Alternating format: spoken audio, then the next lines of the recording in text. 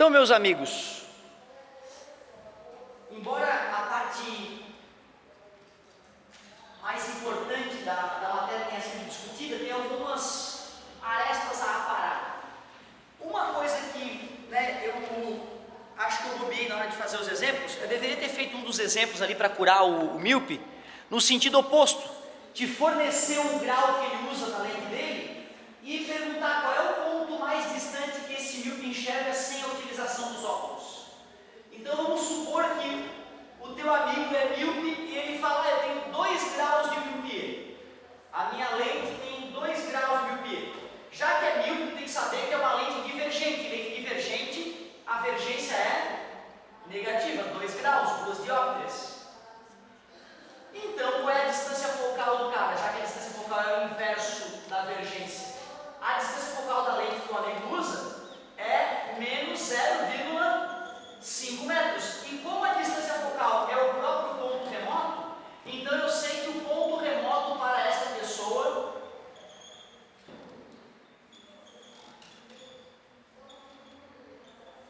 é 0,5 metros. Ele só enxerga com nitidez a meio metro de distância. Muito bem, então já é uma miopiazinha boa. Se tu está um pouco mais afastado e quer ler alguma coisa, já não dá para ler. Tem que botar o óculos para poder ler. Já é uma miopia que pode incomodar mesmo.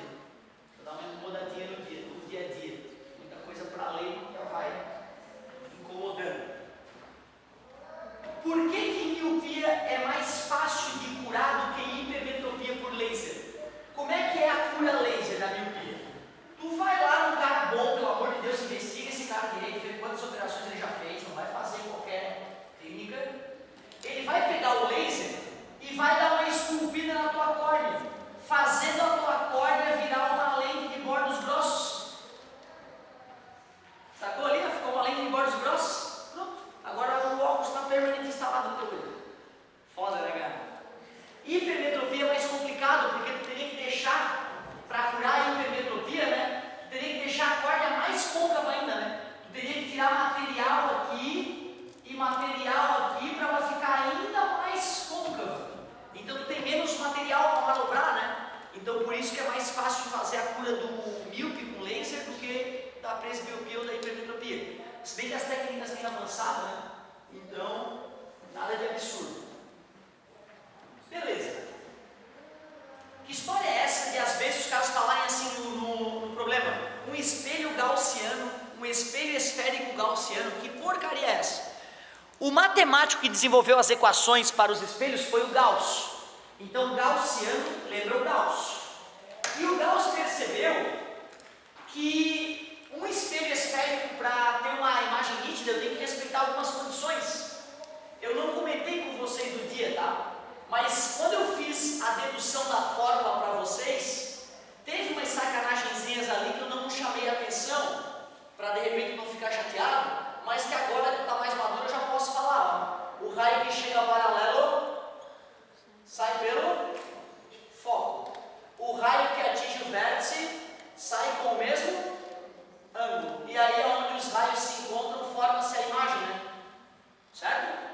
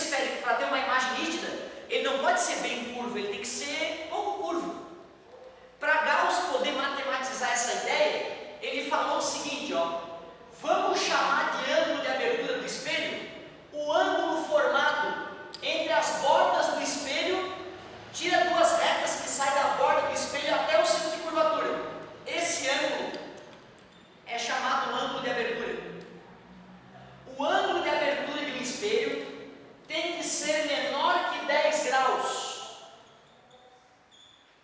para que o espelho tenha uma imagem nítida. Essa é uma das condições de nitidez de Gauss. E além disso, os raios que chegam no espelho devem ser paraxiais. Raios paraxiais. O que é paraxial? Paralelo ao eixo. Axis é eixo, né?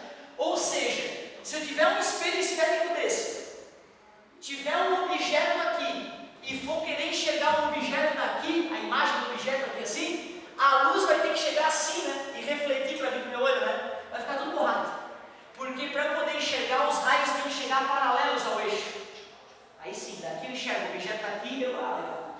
Certo? Então se eu for olhar um espelho esférico muito de lado, não vai ter uma imagem nítida. Essas são as duas condições de nitidez de Gauss. Ângulo de abertura menor que 10 graus.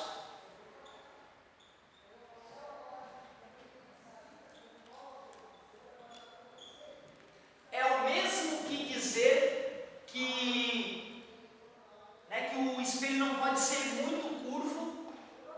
Se ele é muito curvo, o centro de curvatura está aqui, ó, fica um ângulo de abertura gigantesco, tá vendo? Aí vai ficar uma porcaria. E raios paraxiais. Para as lentes esféricas, os raios têm que ser paraxiais. Raios paraxiais.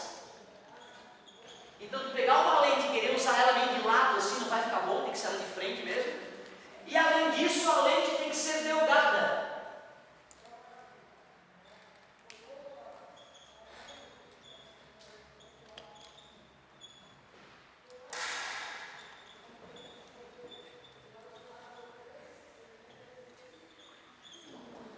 Delgado não é fininho. Se a lente for muito grossa, mesmo motivo, né, gente? Se a lente é de vidro grosso, aqui está o eixo principal, foco e ponta de principal, foco e ponta de principal. Bota o objeto aqui, o raio que chega paralelo sai do foco. Quando eu deduzir para vocês, aliás, não deduzir, né? Eu já tinha feito para os espelhos, né? Quando eu faço essa dedução, eu considero que a lente é uma linha reta, é uma linha, ou seja, ela não tem espessura. Por isso que a posição do objeto fica honesta. Se a lente é grossa, a distância do objeto até a lente não vai ser a mesma distância que o raio de luz percorreu para bater na lente, já que ela é gordinha a lente. Ou seja, a lente ela tem que ser fininha para poder gerar uma imagem nítida. Por isso que se a pessoa tem um grau de miopia muito grande, eu ia precisar de uma curvatura muito grande da lente, a lente ia ficar muito espessa. E aí a lente espessa já não vai permitir que a luz passe perfeitamente por dentro dela. É a mesma coisa que querer olhar 20 metros debaixo d'água. Por mais que a água seja limpa, chega uma hora que a luz não vai penetrar mais adequadamente na água. Por isso que uma pessoa com uma severa miopia, às vezes não vai valer a pena fazer um óculos para ela, porque o óculos não vai permitir que ela enxergue nitidamente. Certo? Então as lentes devem ser delgadas, ou seja, fininha. Não pode ser muito grossa a lente. Lente delgadas. Essas são as condições de nitidez de Gauss para que a gente então tenha imagens nítidas. Os espelhos devem ter ângulo de abertura menor que 10 graus e as lentes devem ser delgadas. Em ambos os casos, os raios que chegam nessas lentes ou espelhos devem ser paraxiais, ou seja, paralelos ao eixo.